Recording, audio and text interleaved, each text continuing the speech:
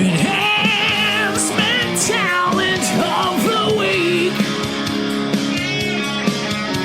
Whoa, with Donnie and Jay.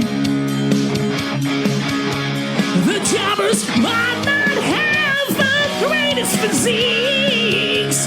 Whoa, Enhancement Talent of the Week.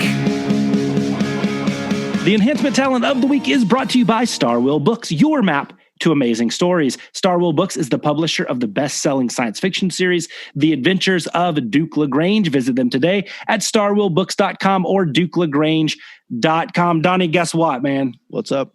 I got a good one. Oh, man. Yeah, no, are you excited? Are you pumped? As always. Okay, good. This is you know what? I went back and forth if I have to call this guy an enhancement talent. I think he probably, if you have the spectrum of they didn't do enough in wrestling to be an enhancement talent, or maybe they did a little too much to be an enhancement talent, he's on the upper end of that. So I'll see. And, you have the total full authority to cancel this. I'll delete it from the podcast if he doesn't meet these requirements. But I do think, like I said, I do think he is still an enhancement talent. He's obscure, if anything.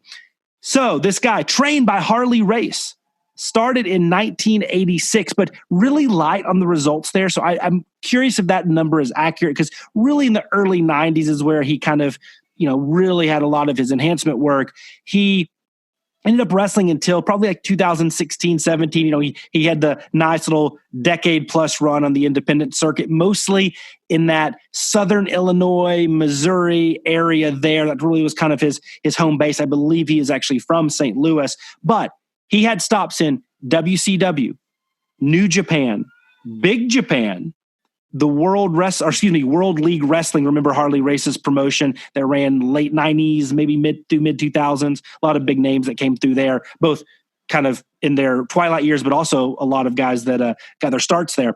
And then he also had a couple matches in the AWF. Yes, the AWF of Tito Santana, Chris Adams, Hercules, all those guys in the what was that, 1993? 95? Yeah, I would say. I was going to say 93, 95. Totally sounds right. So anyway, he had some matches there. Some of his opponents, I'll just start with the AWF. He wrestled Tony Atlas, Chris Adams, Manny Fernandez, Maniac Manny, not the Raging Bull Manny. In World League, he had matches with, like the Harris brothers. In Big Japan, he actually wrestled in a no-rope barbed wire match with Kendo Nagasaki. I forget who else was in it, but, I'll link that one in the show notes for sure. In WCW, he actually had a couple wins. He beat the assassin, that was the Cuban assassin Fidel Sierra. He also has a win over Bunkhouse Buck. So that's not a bad one, but multiple losses to the Giant, Lex Luger, Johnny B. Bad. I mean, a nice little, 92 to 95 run there, 96 run there.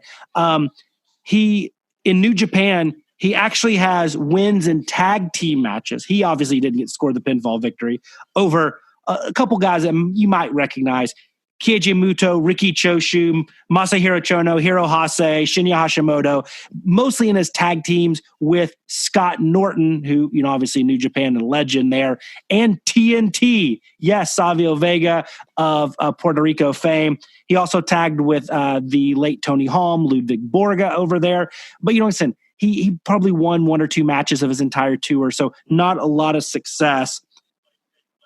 And the guy, I would say, for an enhancement talent, he's a big dude, a great physique. In some of his independent work in Chicago area, he actually did kind of a Bruiser Brody type gimmick. So he's a big dude, long hair. And yeah, I mean, like I said, he's done a lot. He mostly lost though. And he hopefully made a lot of guys look good. But WCW is probably where you would recognize him if you saw him, or maybe the AWF. Any guesses on this week's enhancement talent of the week? Pretty broad spectrum there. I was nothing coming to me right away. Well, I will tell you this. He shares a last name, though no relation, and looks nothing like him, with another enhancement talent that we have not discussed yet, but another kind of famous enhancement talent. That would be Jim Powers. So this man, unrelated, is the great Ron Powers. Ron Powers, trained by Harley Race, Big Japan, New Japan, WCW, AWF, a long, nice career. And like I said, he was still going here until probably 3 or 4 years ago. Mr. Ron Powers, your Enhancement Talent of the Week. Do you remember old Ron? The name sounds familiar. I think I would probably remember from WCW. Yeah. I think if I saw it. Yeah, absolutely. I think you would. He just has that "I'm coming out on Saturday night" or worldwide to do a job look. But yeah, he actually has a win. Like I said, I will link a few of these in the show notes, including his win over Bunkhouse Buck, because I know everybody loves to see an Enhancement Talent of the Week win a match. So if you enjoy what we're doing here at the Wrestling Live Support Podcast, our Enhancement Talent of the Week, our big event and pay-per-view series, our Coliseum home videos, which we just finished up, Andre the Giant, it dropped last week. It was a fun one. It was awesome to actually, kind of watch a show that was all one person and Andre and some kind of more rare type matches that, we don't really review here a lot. Hey, let us know. Drop us a line, shoot us a note. Engage with us on social media. We have a lot of guys and gals that are just really, they love talking wrestling and they love, talking to us about wrestling in our Facebook, on our Facebook page. In fact, because we've had such great support, we've hit a really big internal milestone on our Facebook followers.